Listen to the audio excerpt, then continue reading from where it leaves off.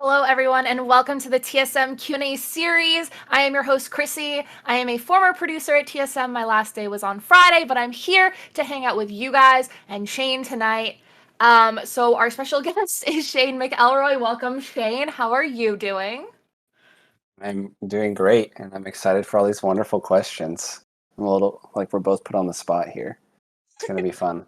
I know, it's fine. You're an ex-streamer. I'm Dabble. We'll be good. We'll be fine. So we're going to talk a little bit about, how we're going to do this tonight. If you're new here, we'll give you the rundown. If you're a veteran, you guys already know the drill. So for this Q&A, we'll be pulling questions from our TSMU Discord. I believe Ali will be spamming that in the chat. The chat is over there, I think. So if you have a question for Shane, head to discord.gg/TSMU and ask your question in the Ask Stream Questions Here channel. Once you've asked your question, join the waiting room voice channel if you want to be on voice. If you want to be on text, that's totally okay too. And wait to be selected to join us on the show. So while people get their questions in, Shane, why don't you let us know a bit about yourself and what you do here at TSM? Yeah, so my name is Shane. I've been with TSM for about 3.5 years, and I started as a video editor. Now I'm kind of like video editor, director, creative lead. I guess kind of have my hand in everything but producing because I think producing is the devil. And so anyone out there Offended? um, go on the other side. But yeah, I kind of do everything now. Started as an editor. Now I kind of pitch creative to clients, and then once it's approved, make it happen in like the best way that we possibly can. Cool. Okay, so I guess we can start with the first question. We got a bunch of questions rolling in. So Kenzie asked, what does your day-to-day look like at TSM? What does my day to day look like? Oh man. I guess it will depend on what I have going on. So if I'm leading an edit, um, depending on how far I get, like my whole day will be editing, and that's it. And most editors probably relate to that. If you edit, you pretty much just sit in front of your computer 24/7, cutting clips. And if I'm not editing, then I'm probably writing concepts for clients. And usually, what that entails is like a lot of front end research on the client and also trying to like incorporate them into esports in a way that makes sense. I think a lot of new sponsorships are happening in esports, and it's like really difficult to get proper integration like with a content piece. Like it's hard to, I guess, convey why certain integration works better than what they're normally used to, like say in the commercial world. And so that's what I do if I'm concepting, and then if there's a shoot, then I'll just be on set for whatever production we have, and those are typically like the 3 rotations in my day. Nice. So you were talking a little bit about sponsorship integrations and kind of how it's a little bit difficult, and the sponsorships that we're getting more and more of in esports are typically not endemic to the scene, at least in previous years. So what's one of your favorite pieces that you've done that you think is either a good example of what an esports sponsorship integration could look like, or something that you think was really well done given the circumstances? So I guess I'll preface this by saying I think unlike commercial world and esports, like you don't really want to like shove the product in the face of your audience, and I think that's like what's hard to get across to a lot of like brands, and it can definitely work in some regards. But if I had to think of a piece, it would probably be it just went on Twitter. It was for Myth. It was like a Coach Myth spot for Samsung with the Valorant team, and basically Samsung gave me like free creative control to do whatever I wanted, and they trusted that we'd integrate the product like perfectly. And really, all we did was have the product on the table, and like Myth kind of just carried the piece, and he interacted with it a little bit, and it ended up just popping off. And so when you can create a piece like that, where like the product is like coexisting with the like main actor or whatever's happening instead of like taking 80% of the show, I think it works really well. And so that's what we are trying to do, like across the board, I guess, with all of our partners. Cool. Yeah, we do a lot of product integration at TSM, and some of it is very clever. So really hats off to the rest of content team and partners for getting that stuff done on the daily. So how did you know that you wanted to be a director of some sort? This is a follow-up question from Kenzie. Mm, I actually never wanted to be a director. Um, Sometimes it's still hard for me, to be honest. My personality type is very not director. Like I get anxious even like telling someone something to do that's like not crazy. So like whenever I'm on set and have to be like the boss, it kind of just makes me anxious. And so that's something that's like difficult with, I guess, directing that I'm learning to do. And also with that, there's just like so many factors with directing that I never considered, like trying to get like certain performances out of actors. And most of the time your actors are your gamers. And so it's like really hard. Um, and it's very obvious. And so, yeah, I kind of just fell into directing because I liked or I wanted to be able to edit my own things. And that was kind of like a clear pathway where I knew if I directed the piece and then I would probably be able to edit it and I would have like the whole vision start to finish. And it's kind of just easier to do that with me. So I'd say I'm still very much learning how to like be a super introverted person but be outspoken in the sense of like a director on set, but it's been fun so far. Oh, I was gone for a second. My bad. My mute key is backspace on my mouse. So we're actually going to take a question from Panda Turtle. He's going to do a little voice question. So whenever he's ready to come in, we'll talk to Panda. Nice. What's up, Panda?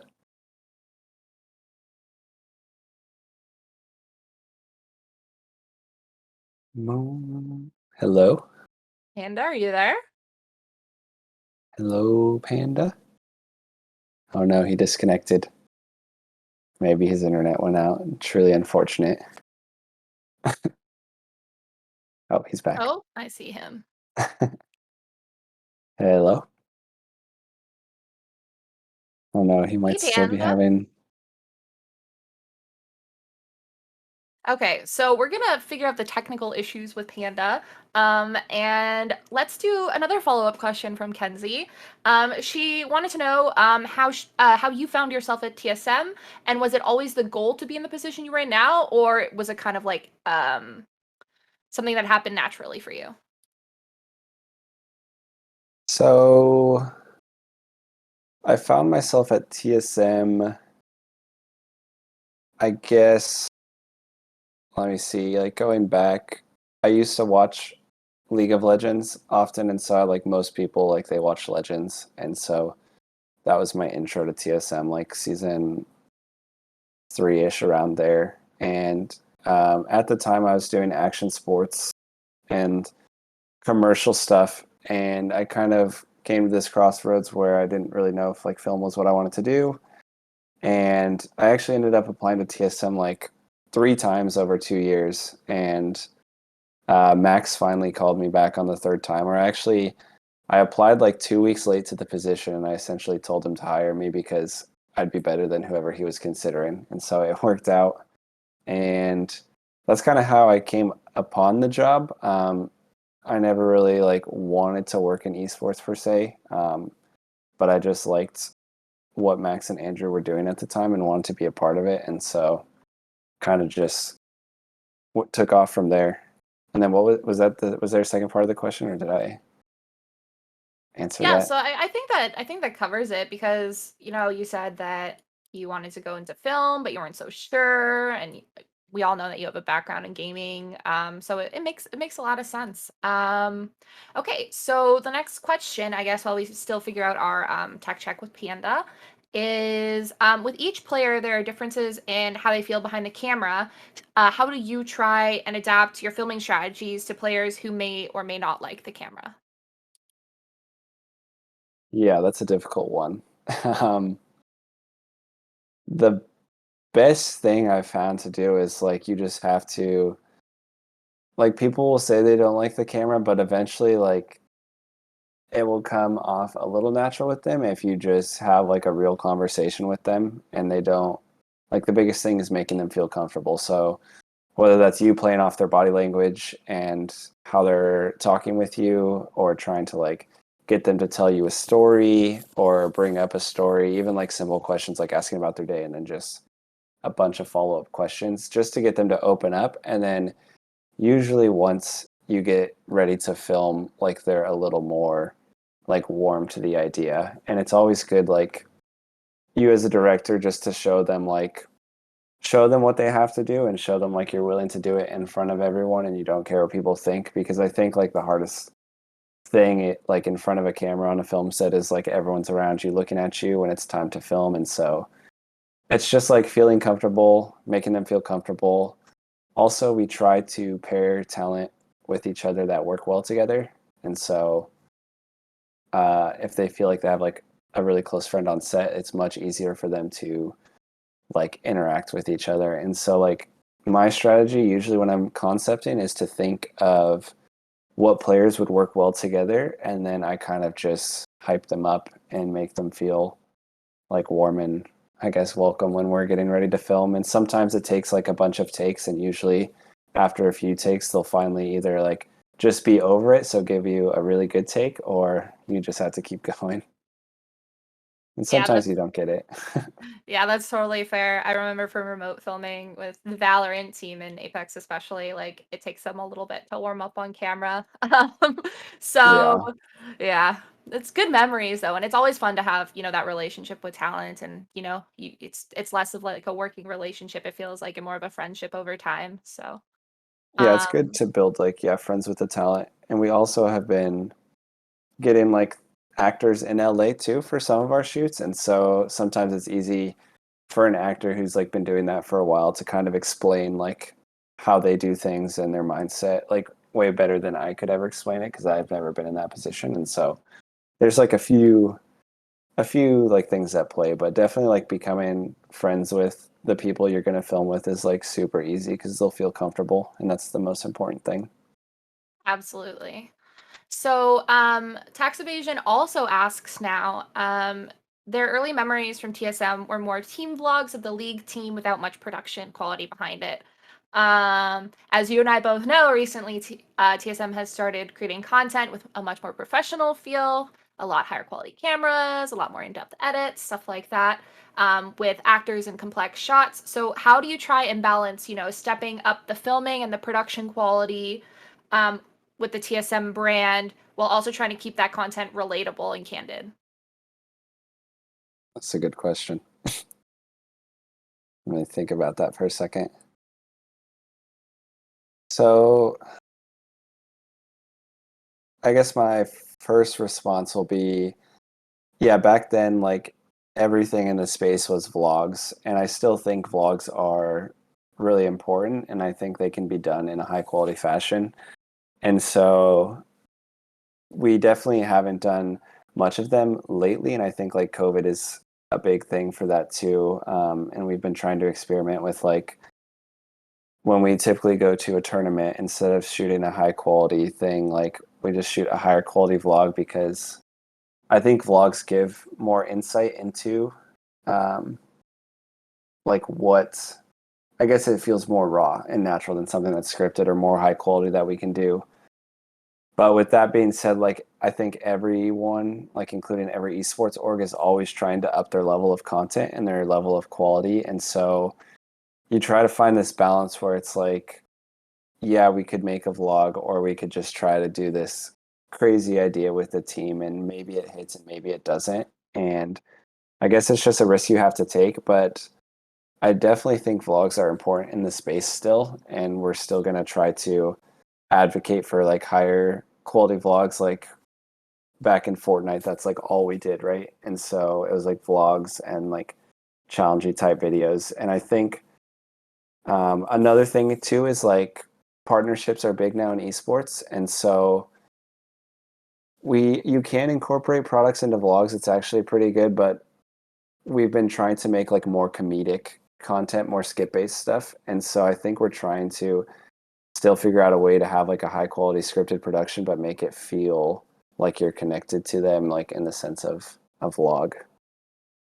And so I guess it's just yeah, it's a hard balance to get, and I don't think like either one is more important than the other. But I think like as creatives, we're trying to make the best quality content possible, and then sometimes we have to step back and realize like what the fans want, and if they want those like raw, open, like honest videos, then we just have to kind of not put our ego aside, but put like our like super high quality stuff aside and just let the talent hold the camera and do their thing. Yeah, I completely agree. I think a lot of what people, endemic to esports is very hyper aware of is that a lot of the I guess the appeal. Oh, Luna. That's Sorry. Shane's dog, by the way, chat. I also have a dog named Luna. That was the first thing we bonded over. But back to my point. Yeah, a lot of the content in esports needs to be endemic to the audience in order for it to, first of all, perform well for partners, because that's a big thing in content. And in esports, that's how, you know, they make their money. But also, you want to stay true to your audience and have that community feel. And then once you get too far away from that endemic content, so things like vlogs, challenge videos, really getting to know the talent, that's when, you kind of gotta weigh the risk versus the benefit. That's just my take on it. I don't know if Shane agrees with that, but it's Yeah, I definitely agree with something to be that. aware of. I think with vlogs, like yeah, you also have to like consider who's going to be the one vlogging, and so if we throw a camera at Myth, like we know, oh, Luna, please. If you throw a camera at Myth, we know he will be really good, but maybe like certain competitive players don't really want to vlog. So that's kind of how we balance it. We look at the talent, just the idea, and kind of, I guess, like what they would be vlogging about. Mhm. That's totally fair. Okay, so kind of, I guess, sort of follow up, but also segue. Tax evasion also asked on top of his previous question that Shane, you described yourself as kind of a Swiss Army knife, being involved in many stages of production. What's your take on kind of how people should focus on getting into the scene? Should they focus more on, editing really engaging content? Should they focus on more directing? Like, where do you see the space going?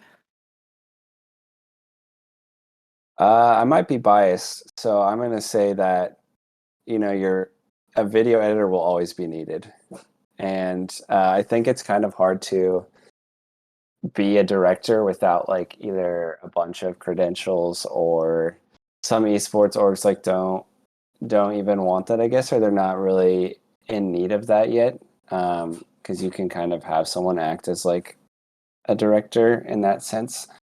And so I think the Swiss Army knife thing, it kind of developed over time, so I don't see it as like a bad thing. I started editing and filming as a kid, just my friends, and so I kind of had a background in both of those. And then there's certain areas like that I do at TSM that I don't like.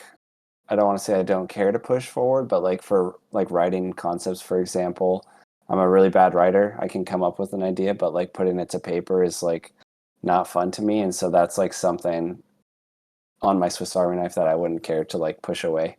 Um, so I think it could be good and bad. Like we also have people here that are like specific in their role, and we also look for specifics in the role. And so if you master one thing and you're really good at it, we'll definitely notice. And but also like if you can offer a few different things, then that's cool too. So I wouldn't say there's like a best approach to enter the space. You kind of just have to show that you're good at what you do, and people will notice. Yeah, I can agree. So part of my job, or part of my job responsibility at TSM was actually hiring on freelance editors, which either would be brought on full time or would keep on freelance depending on the relationship that they wanted to, develop with us. And honestly, what we look for specifically in editors is people who, are responsive. They're really good at what they do. We're getting really big into, um, kind of meme style edits, people who really know how to twist humor in content from the creators and really capitalize on creator personalities. So that would be like an example of, it's a very specific skill to have, surprisingly. And not a lot of editors really focus on that. So that's just a prime example of, finding your niche within the space, getting really, really good at something and being brought on for that purpose only. And I think it's really important to, not be the best at what you do, but try to be the best at what you do, because you could be a jack of all trades. Um, but I think this space is moving more and more into those niche roles as it grows, because it's kind of coming out of its infancy stage and growing into more of like a business model, which you have to find those specialized roles. If you want to be a jack of all trades, you're going to be a producer. So, Yes. um, yeah. So basically, the next question we have is from Panda. We can get his mic to work, so we're going to actually do some text questions. He asked, "What is the hardest part regarding taking your pitches and turning them into a reality?" The hardest part about taking my pitches and turning them into reality. I guess there's a lot that goes on from like pitching to the day you film, and so I guess one of the hard things is, I spoke on it a little earlier, is like how do I integrate like the product or the partnership into the piece but make it still feel authentic. And like I guess what I mean by that is like I don't want people watching the video and just like hashtag adding the video. And so you kind of have to find, like, the first step for me is, okay, what's the product, what are they trying to get across to the viewers, and then the next part is like, who's my talent. And so I'll be super careful with picking talent, and then once I do pick the talent, I'll try to go into like their personal life or just like something they do on stream a lot or something they're famous for, and I'll try to make them interact with the product in that way. So like going back to the myth thing, for example, when I pitched this to Samsung, I just basically told them like, hey, Coach Myth is like a really crazy personality. He yells a lot. He's going to use the tablet as like his game day playbook. And so with that one, they were like super stoked on it, and it was actually made pretty quickly. So I think like after getting the concept approved, I think is the hardest part, because the partners want to make sure that you're going to tell the right message with the product and that you're going to show the product in a good way. And on my end, I'm trying to make sure that it feels authentic to like the talent and just to the content in general. So there's a lot of back and forth in like the pre-production stages. But once it gets approved, you kind of just figure out what gear you need, where you're going to shoot, all those logistical questions, and then in the edit, you kind of just have the script to go off of. So you take it from there. And so I think the hardest part is making it feel authentic to what they're trying to place in the video, I guess. Okay, that's an awesome and insightful answer. Just so you guys are aware and you remember from the beginning of the show, or if you just come in, you can submit your questions on the TSM. Excuse me, my mouth is not working right now. You can submit your questions on the TSMU Discord at discord.gg/TSMU in the Ask Stream Questions Here channel. Once you have to ask your question, whether it be text or in voice, you can specify. We will add you to the voice channel, and you can you go in the waiting room, and we'll select you from the channel, and you can ask your question on the show. I heard Luna, maybe she wants to ask a question, Jane. She's usually not loud. I don't know what her deal is. She She's sees looking. something nice outside. Great. Okay. So, speaking of questions, we're going to move on to the next question. And Rito asks, which TSM squad is your favorite to film with? Rainbow Six. No, I don't even have to think about that one. The Rainbow Six dudes are my boys. Um, Spent a lot of time with them. I froze in Montreal with them. Um, yeah, they're just great dudes to be around. I consider them all my friends. And yeah, they just make it easy for you. I mean, that's the best when when they know they're gonna have a long day of filming and they just still are excited to film with you, that's like the best feeling as like being a content person, because it's you don't want to like film players that are super bummed, and so the R6 guys always give me yeah, the best reactions. I don't film with League too much. That's Andrew and Caesar and Callan. They're really great too. But I got to give it out to the Rainbow Six team for sure. Yeah, the R6 guys are great. They're, like, especially Data. Data Data is is cool. really sweet. Yeah. He's a genius. Data He the genius. yeah, he is genius, the heart of gold. Yeah, Um, so tax evasion has another question for you, Shane. Are you ready? ready. I'm loving the name. Tax evasion. Right. Um, so how do you manage your working time when TSM has multiple pieces of content at all different stages of production? How do I manage my work and time when TSM has multiple pieces at different stages of production? So with me, it's like a little easier as an editor. You kind of can just bounce around with projects, and um, I mean, you kind of just with an edit, you get a deadline, and so if another edit comes up that's more important, you just stop where you are right, like in the current project, and then you go to the next one.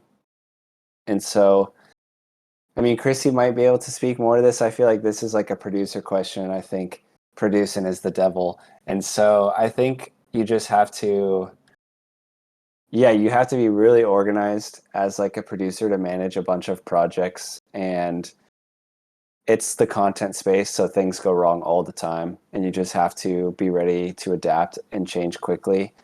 And I guess like when there's stages of production, like for like if I write a piece, like if something happens in those stages of production, I kind of just have to manage my time by creating like a personal list of everything I have going on and just naming what like the highest priority one is and going from there. I don't feel too overwhelmed anymore. I used to get really overwhelmed in the space, but I come from a more commercial background, and so I'm kind of used to that. And so I'd say you just have to be really adaptable, be really organized as a person, and then also be willing to work late because those nights are going to happen, and sometimes you just can't get around a deadline, and so you just have to sacrifice some time on that end.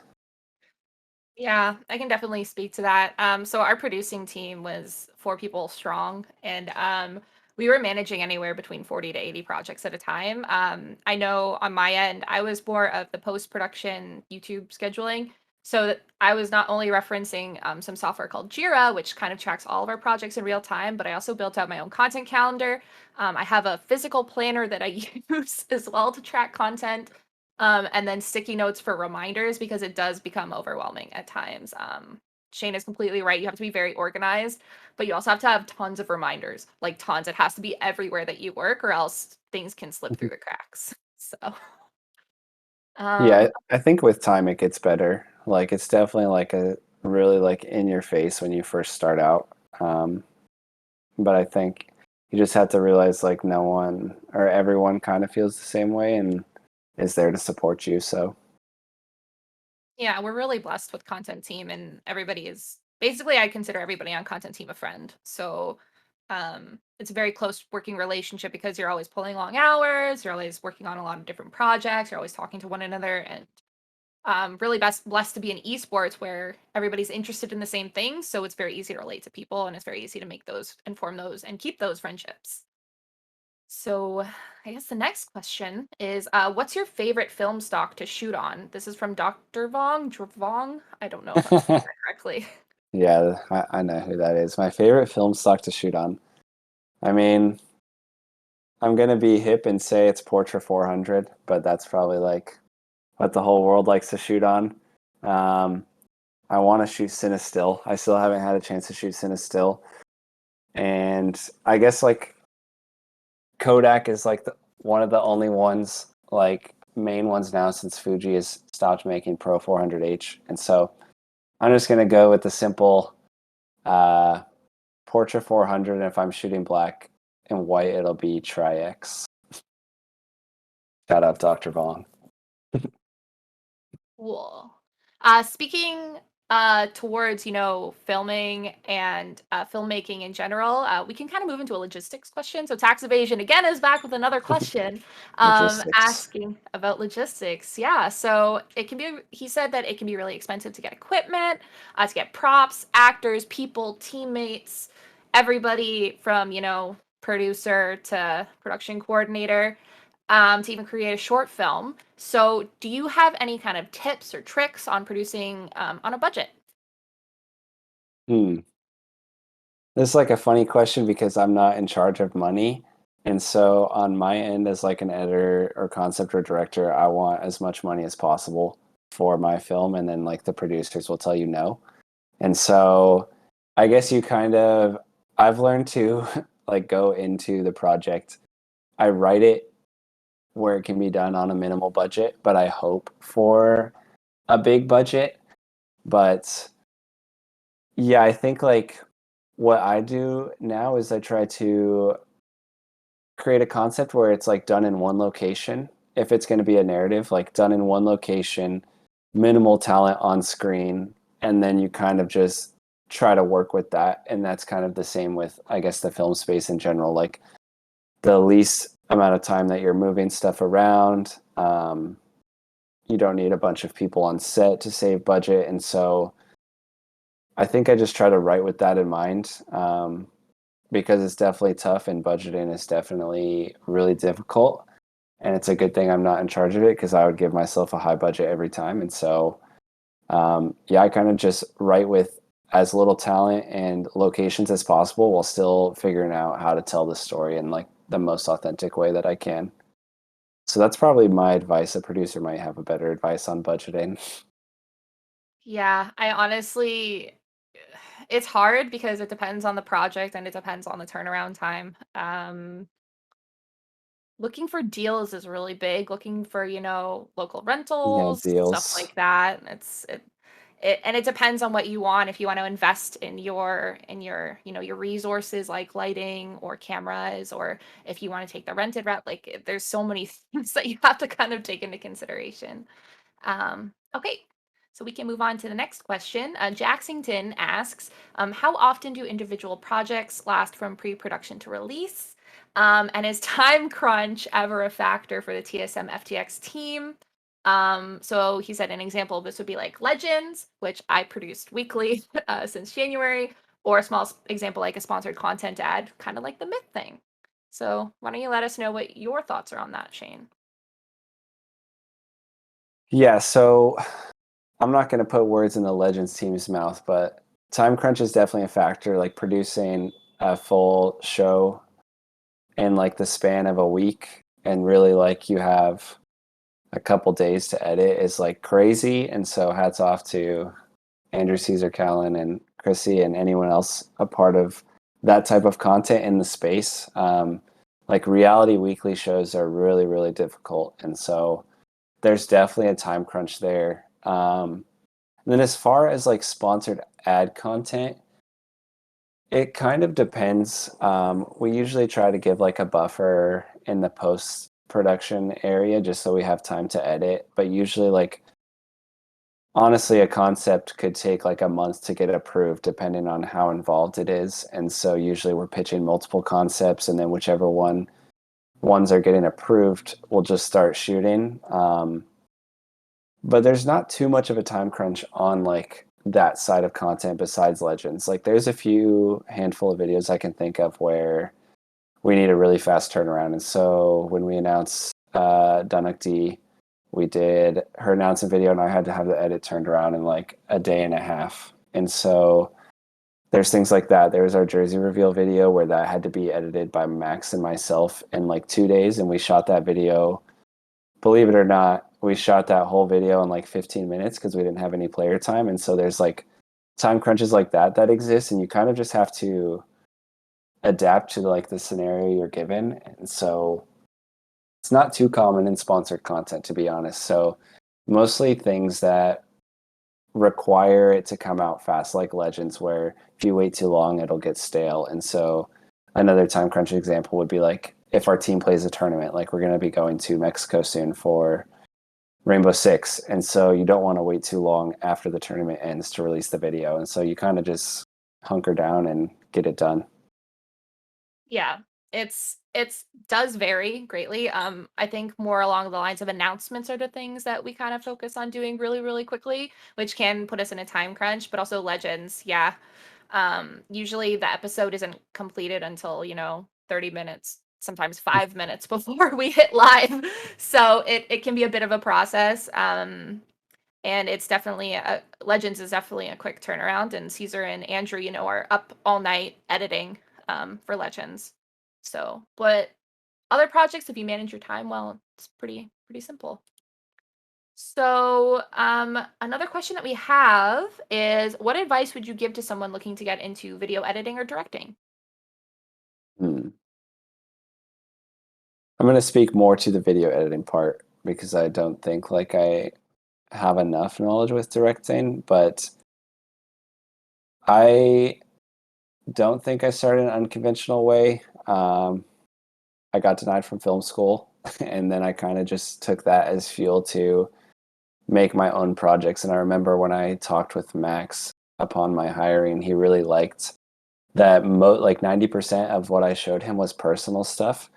And so I think that's super big, and now it's hard for me to do personal stuff, and I miss like that sort of content. And so I'd say like it's cliche, but I don't think you need to go to school at all for anything in like content related fields. I would invest your money in like whether it's PC to edit, cameras if you want to shoot, and just be ready to grind. And I know that's like a typical answer, but most people you'll find will just continue grinding until they get what you want. I mean, I applied to TSM 3 times, like I said, so you just have to be persistent in the space and like always look to better yourself. And something I've learned to do is to it's good to have people you admire in the space, like just in content in general. Like I admire video editors, but I also think like it's good to not look at them through their lens, like through the lens of accomplishment,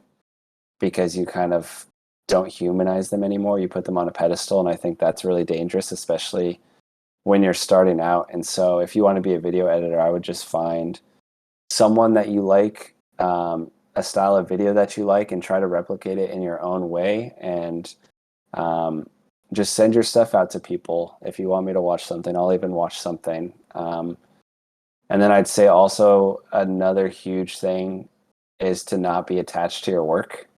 And it sounds like cliche, but your video edits are going to get torn apart by producers and by partners, and you kind of just have to go into it unattached, and you can still care about the work, but you really have to not take things personally. Like if Chrissy leaves a note on my video, like it's not like that ruined my day. And so I think as an editor you have to learn to just not have thick skin, but um yeah, just don't take things personally and just grind and make stuff for yourself with your friends, or go out and make something that you're passionate about. That's I started in skateboarding, and skateboarding led me here. So really, any avenue will get you like to where you want to go. People want to see passion, and um, they'll teach you everything else that you need to learn. Like if I were in charge of hiring for video editing, I would want to see the passion you have for it first, and then I'd be willing to teach you whatever I know and whatever you need to know to work with me. Yeah, That it's was actually a long funny. question or a Yeah, long answer. very, very Sorry. long answer. To kind of speak more to that, I actually came from a background. I started making World of Warcraft videos when I was like 12 years old. And eventually, I was doing a lot of machinimation, which is a lot of like animation and 3D rendering and lighting and all of that, and kind of making things flow properly because you kind of have to like layer things. And that's actually what got picked me up by machinima. So like you can literally just keep doing what you love even if you're not making money on it. You can start like investing your time into your content that you like making, that makes you happy. People will see that and they'll be like, man, that person's really good, and then they'll slide into your DMs. I think that's like the way I found 3 of our most recent editors at TSM. Because putting your work out there, doing what you love, um, really gets people interested in your content, and then they'll say, hey, you want to trial for us, or you want to come do a video and see how it goes, and it kind of just escalates from there. I don't think enough emphasis is put on um, putting time into things because you don't need a degree. I have a degree in immunology. That's a scientific field. Like it's completely unrelated to my job now. So yeah, Yeah, do what you I love. I think to add to like a lot of it is like cliche like believing in yourself, and like Hmm. that's something that I think every creative struggles with. And I think if you believe in yourself, you can really like I would just like something that's always worked for me is like you bug the person in a good way, like you want it. I forgot what the phrase is, like the squeaky wheel gets noticed or something. And so like for example, I applied to TSM 3 times and really wanted it, so I just started bugging Max, and I told him to basically like pay attention to me and watch my stuff, and he did, and it worked out well. And so I think if you balance that with like just anything that you want in your life, it'll go noticed because people like if you're talking to someone long enough, people will notice you. Yeah, that's absolutely the way it goes. Don't be too annoying though. That Yeah, sometimes that's a it's a fine line. It's hard to fine teeter, line. but it can be teetered for sure. Yeah. The advice I would give you, we were talking a little bit about friendships earlier, is try to form a relationship with the person before you start bugging them for a job. That usually works a little bit better. Yeah. But yeah, like if anybody wants me to review their portfolio, or Shane said you can reach out to him. Like that's totally an option. Um, making content, is hard, but implementing feedback can be easy. So that if you want feedback, you can reach out to me or Shane. So I guess moving on from that topic, somebody asked, what type of work goes into making a creative pitch? What type of work goes into making a creative pitch? So I guess how a creative pitch looks for us is on the logistical side is we have every small like every little detail possible. So that's like how long it's going to be, what platform it's going on, what the thumbnail's going to look like, what we think the title's going to be. We write a script, and it's kind of just this one page document that has every small detail because you want to be as specific as possible when pitching to clients, because like the less or the least amount of questions they ask, like the better. So the more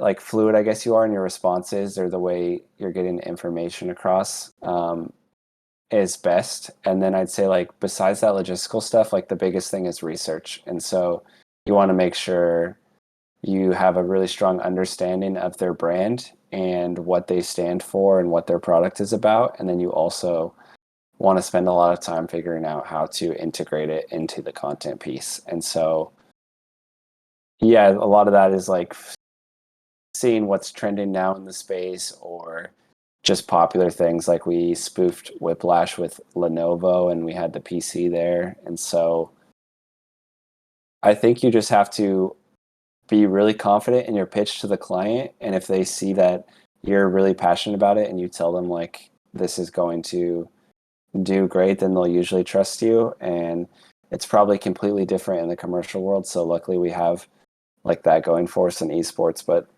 yeah, I think the biggest things are research and like making yourself come across as clear as possible. Great. Yeah, that's basically being concise, but also being able to, speak to the brand is something that we consider all the time with partnership content. And I think that, it'll only help you with writing pitches. We review a lot of pitches on the producing team, and having the clear direction and kind of knowing off the bat exactly how you want it to go is really important when you're, creating something. So we have another question from the audience. Chung asks, what forms of content do you think are not being used as much but should be? Oh man. Uh hmm. This answer might have some bias to it, but I come from a storytelling background, and so I think those are the best types of content to make. And so that's documentary, narrative, finding new ways to tell like a tournament story, things like that. And I know it's common in the esports space, but I think it's fading out, and that's why I say they're not being used as much. I think any person not in the esports space, if we make a documentary on a player, like that's the potential for that, like whoever's watching that piece of content to be inspired. And so I think it's much harder to inspire with what's happening right now, which is like the current like meta for YouTube and just content in general is like very challengey, very memey content, which works and is cool, but I think it's dangerous to lose like the storytelling aspect. And I think people in video games have a lot of great stories to tell. And I think the more personal you can be with a player, the better. And so I think those are like the forms of content that I think are not being utilized as much. Like there should be more documentaries like Nike level quality and things like that. I think a story is like the most important thing like someone has. And so I think content should be focused on that. And I know that's like a typical answer, but I think it's honestly like what I think would improve the space is seeing more documentary content about players and stuff, but it's just really hard to produce on a like perfect level. Like if I'm going to produce a documentary for a player, I want to go to their hometown. I want to spend like a week with them beforehand. And so sometimes it's just not profitable or the resources to make it aren't worth it. But yeah, I'd like to see more of that content in the space. I think someone who did it best was StarCraft. And when I got hired, Max showed me these videos, but StarCraft did a thing called Signature Series, and they followed their StarCraft players, and they were like 5 minutes, and they were all great. And so, I think that type of stuff should make a comeback. Yeah, it's funny you should say that. I'm like a huge advocate for not long form kind of personable content, but short form personable content. So kind of incorporating talent personality and candid talent interactions versus, you know, Hmm. scripted interactions or the challenge and meme type videos.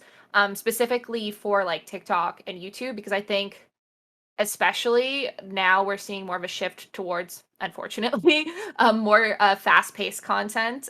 So that short form content is kind of a really simple way to utilize talent where you're not spending a lot of money to create that kind of content. And I think it's something that a lot of orgs are dropping the ball on, and I think it's something that may be moving towards hopefully in the future with the, you know, the uprising of shorts on YouTube now, and TikTok taking off and just growing year over year. So I'm definitely Yeah, into that candid content idea, but on a smaller scale because it's more accessible for people. yeah. I also think uh, like Fortnite did this right when Booga won the World Cup, and they kind of followed him like a week before the World Cup, and I guess it just worked out that he won it. But I'd also love to see like if we could have done something with Bjergsen where it was just Bjergsen at Worlds and like we didn't follow the team and it was just like his story. I think those types of things. I haven't seen one in esports be done yet where you follow a player like to a tournament and you just focus on that one player. It'd be a little difficult, but just content like that I think would improve the space for sure. Fair. Yep, I agree. So we have another question from Dr. Vong. Shane, am I saying this correctly? Yeah, Okay. he's a Uh, producer at 100 Thieves. oh, okay. So, wait, is that Chewy? No, that's not true. Okay. Okay. So he says, as a fellow esports producer in the space, how has your team balanced the interplay of the current headline plus thumbnail YouTube meta and making the content still fun and meaningful? That might be a Chrissy question. That might Uh, be. You yeah, can go Chrissy ahead can. and then I can. Okay. I'll try. Yeah, Okay. let me. So yeah, I mean, at the end of the day, clicks are the number one thing you want on your video, and so making a clickable title is really important. But also, you don't want it to be too cheesy or too inauthentic.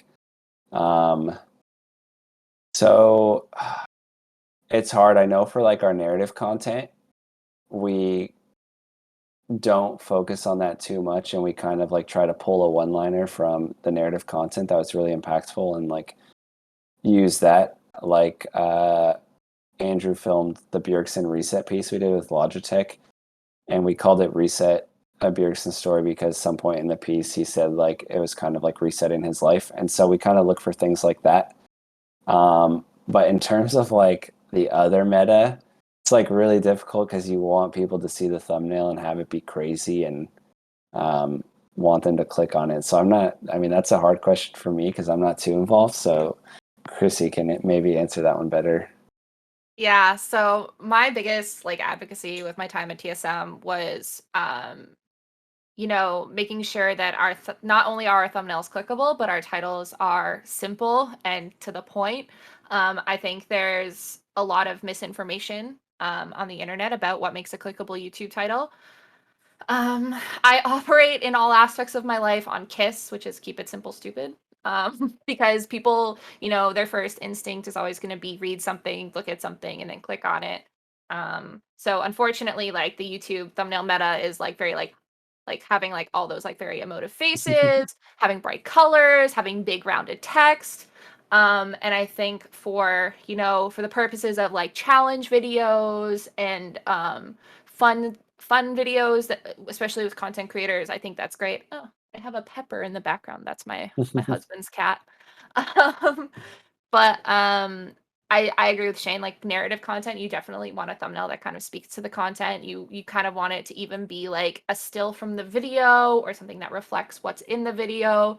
And kind of having that balance is very important. For me personally, I like to keep text minimal on YouTube thumbnails, and I like to keep text minimal in the title because I think that if you have a very simple title, you don't really need a thumbnail to explain what's going on in a video. And I think it kind of, like Shane says, makes it really cheesy. And also makes people not want to click it because it's cluttered, it's not nice visually, and then you still get to keep the kind of still image or simplicity of a narrative content thumbnail while still catering to the bright colors and the emotive faces. Um, so Yeah, that's and kind of my opinion on how to market the meaningful content anyway. I think on my end, like if I have a narrative piece that I really feel strongly about and I don't agree with the thumbnail or title, like you have to try to fight uh, just to get it. Like sometimes it doesn't make sense and sometimes it won't be as clickable, but it feels like more authentic for the video. And so I think there's good cases for that too. It's definitely a tough balance. Like me as a creative, I'd rather like have the titles be more relatable to the content and not as clickable, but I understand why it's in the space, and so it's just a battle.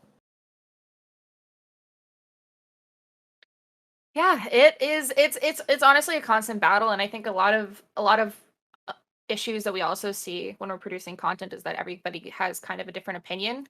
Creativity is subjective, and that can also, either weigh in your favor or outside of your favor. So it's always good to go into it um, with your goal and what's your intention. And obviously, with narrative content, it's to tell a story. So that's what our intention should be with titles in that space. And then if our intention is, clickable content that is, supposed to be fun and memey, keep it a little bit simpler. And I think that's a good rule to abide by. Because I completely agree with narrative content. We should be giving some sort of descriptor or incentive to click that kind of resonates with the player and resonates with the audience.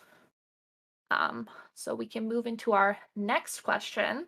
Jacksington asks, are there any major artistic influences either of you have when directing, editing, or producing a piece of content? Uh, yeah, do you want me to go first? Yeah, you can go first. So directing in the film sense, I never used to be a huge movie guy, and I'm still not like a crazy film nerd. There's a lot of cult classics that I haven't seen that people would put me on a pitchfork for. But when it comes to directing, I'm a huge fan of David Fincher. He's my number one by a long shot for film. And then as far as like other pieces of content, I watch a lot of music video directors and editors. I think music videos are some of the most creative pieces of content ever made. I think there's a lot to learn. And so currently I watch a lot of, I'm probably going to butcher his name, but it's like Valentin Petit. He's a French filmmaker. His ideas are just super crazy. His team of editors are ridiculous. And so, yeah, I mean, you kind of just have to be all over the space and consume a lot of content. And then it's also a double-edged sword where you have to be careful where when you're consuming so much good content, you don't want to like put yourself down because you're not making that level of content. And so, yeah, I'd say David Fincher's a huge influence for me. And then music video directors, like the one I mentioned, I like a guy named Alex Schiller as well. He's from Germany. Um, and yeah, Spike Jones, I guess, too, is a big influence on me because he started in skateboarding. Yeah, I think I'm gonna be put on a stake here, but I grew up in a very religious household where media was the devil. So I actually never got to really watch TV or watch movies growing up. I actually got into TV when I was actually well into my 20s. And then movies kind of throughout my life, but not like a stark interest. So most of my inspiration it actually comes from digital media. So early days of YouTube, content creators. Like I said, my background was in World of Warcraft, so I personally took from there was a wonderful woman named PvP Girl who got me in with Machinima because she showed them my content. As well as there's a machinimator called Quixotica. Those were like my early days, kind of with framing and compositing shots. So those were my early day influences. Later day would probably be more along the lines of I watch a lot of Energy Apex Legends challenges for remote content. I get a lot of my inspiration from that channel specifically. I think it's really great, and I think they do an excellent job of utilizing their talent because they're all spread out. Like Lulu is in Texas, Rogue I think is in Denver, and I don't really know where Asu is, but I know he's not near either of them. And I think they do a really good job of creating these challenges and editing them together and making it engaging. And then on the same token, I think more recently, I've been really getting into our content at TSM. I think Andrew does a fantastic job with TSM Legends. I work one-on-one with him every week, and we talk through the shots. We talk through all of the content, and I ask for his opinion. I'm like, is this something that needs to be in there? Can you tell me why? And I get to really like hear what he's saying. And I think that's really important for creating kind of narrative content because I just done like a full research on all of the other esports orgs for our YouTube strategy at TSM before I left, and nobody does narrative content. And if they do, it's either not consistent or it's not as good as our content. So I I couldn't find anything better if I'm completely honest. That's not just me being like a fanboy. So yeah, that's Yeah, those are kind of my honestly, yeah. My inspirations, I honestly don't watch too many esports videos because I don't want to, I guess, even subconsciously do something another team's doing. And so I pull almost all of my stuff from like commercial music video space. Um, and I think been successful so far. I love all the work you do. The Whiplash was great. It spoke to our fans like on a level that, we didn't really expect, which was I mean, we are all boomers, right? We were making a Yeah, joke right before the show that was a boomer started. idea for sure. Yeah. Yeah. But no, no, it's really fun, and I think that I like the fact that specifically our org kind of takes inspiration from other media and incorporates it into our skit content because it makes it a lot more enjoyable for people who have interests outside of gaming as well. And I think that's kind of Mhm. an audience that is untapped because everybody is making content for the gamer. But like what about the non-gamers? So, Yeah. yeah. Okay, and so there's another question from Jacksington, and he said that for a production that has a theme, such as the TSM Apex Hot House with Imperial Hal, what is the perspective of the team in creating a respectful product that resonates with the original while also giving the TSM flair? Mm. If you don't want to answer it, I can because I produced it. I don't know if you want your input Yeah. though. You're the star of the show, Shane. I wasn't, I guess I won't speak on, you can speak on Hot House. And I'll kind of, I guess I'll speak on like a whiplash. And so whenever I pull from something, you want to respect it in the sense that, yeah, you don't want to make a carbon copy. Um, and so with Whiplash, I kind of just pulled like one of the more iconic scenes, which was the intro scene, where it sets up basically the tone of how the story's going to go. And then I kind of just follow the beats of how it flows, and that's kind of like all I'll try to do when like copying something, I guess.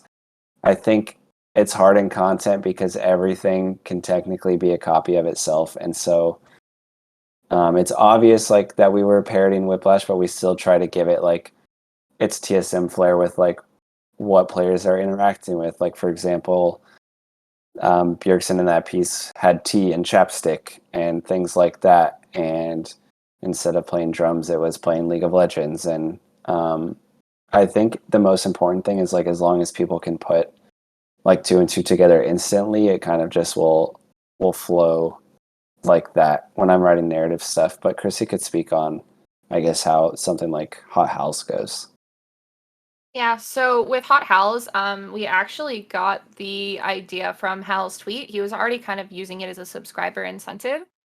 So I saw the tweet and I was like, oh my God, we have to jump on this. Not only am I an avid Apex Legends player, but I love the TSM Apex boys. They're so great to work with. And I thought it would be really fun because their personalities play off of one another. So when we got that idea, we kind of sat down and we're like, okay, like how can we tackle this in the most time efficient and cost efficient way as possible?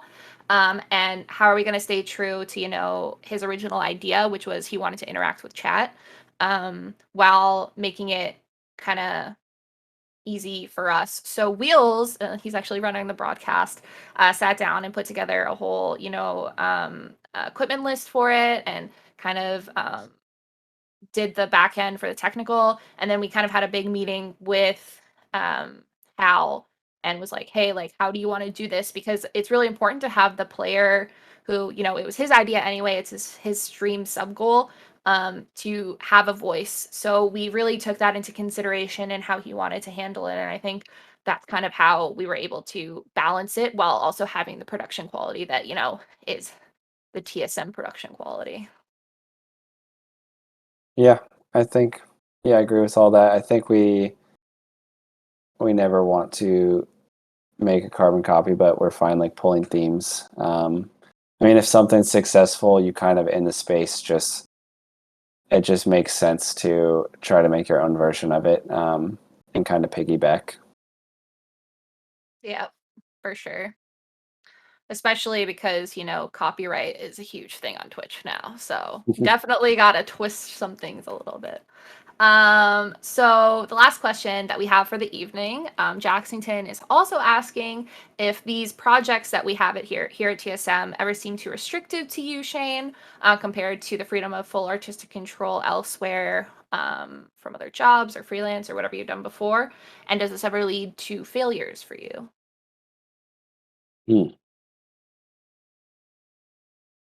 I think this is so. I think early on you learn that as a creative, every project you ever do is going to feel too restricted.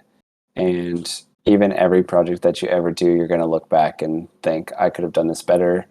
Um, the project's not as good as it could be, whether that's like the deadline was too quick or basically anything. I think you just really have to get over that fast. Obviously, you want to fight for as much artistic control and freedom that you have. But the only way I think you 110% get that is if you're doing something for yourself with like no one else to tell you what to do, even if it's like, oh, put this product in, or things like that. And so to achieve that like full content like nirvana, it would be like just doing something completely on your own.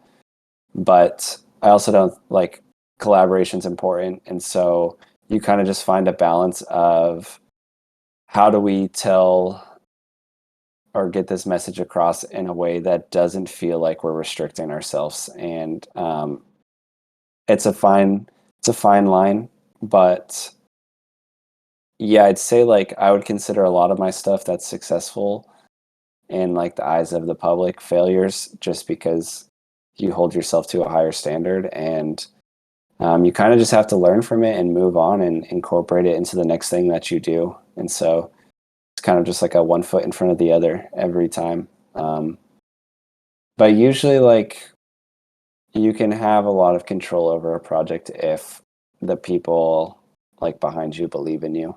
And so I would just say it's a lot of like convincing, showing and proving that you're good enough, and then with that will come like the freedom to do more crazy ideas like that. But I don't think like I think failure is inevitable and you learn from it, and I think the people who fail are obviously like more successful than the people that don't. And so there's always something to take away with whatever piece of content you do. It could be a Golden Globe, but there's still something wrong with it. So yeah, I'd say just embrace that failure and also be willing to give up certain things, but still try to find a compromise to how to tell like the story in the best way possible. Thank you for that insightful answer, Shane. That was very, very touching, to be honest, because I don't consider any of your projects to be failures. You're extremely talented, so it makes me Thank sad you. that you think that, but always better, ever forward, all of that jazz. So Yep. I think that about wraps up our TSMU Q&A for tonight. I want to thank everybody, in chat for attending. If you're watching in the VOD or on YouTube, thank you for watching this long. Thanks for sticking around. And thank you so much, Shane, for your contributions, not only to content team, but to the TSMU broadcast on Twitch. It's very great for everybody to have this, resource to learn more about esports, learn more about the production side, especially, and what it kind of takes to be a creative in this space. So thank you so much for stopping by tonight. Yeah, it was my pleasure. It was a fun time. This stuff's kind of scary, but Yeah, hopefully we gave out some good advice, some usable things. hopefully.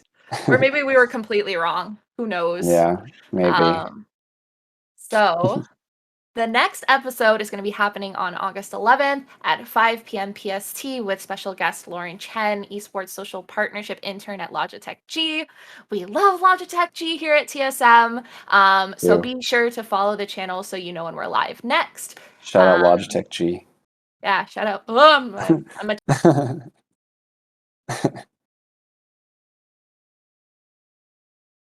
Oh, you might have muted yourself, Chrissy, when you picked your mouse up. I did mute myself when I Yeah. picked my mouse up. My toggle for push to talk is my backspace button, which is not ideal. So remind people to join. I'm reminding you people to join the TSMU Discord at discord.gg/TSMU. Thank you so much again for coming, and I hope you guys have a wonderful evening. Have a good night. Goodbye. Take Everyone, care. keep making See you in rad the shit. next one. Thank Goodbye. you. Goodbye. The cake! Okay, come on. I hope the cake isn't burnt. Come on now. Oh!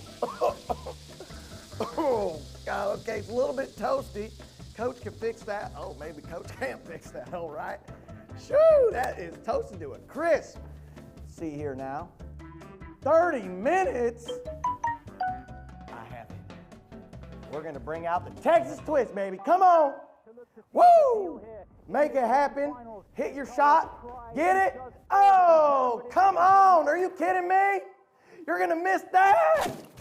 Ah! The cake was hot. I'm tired with this team.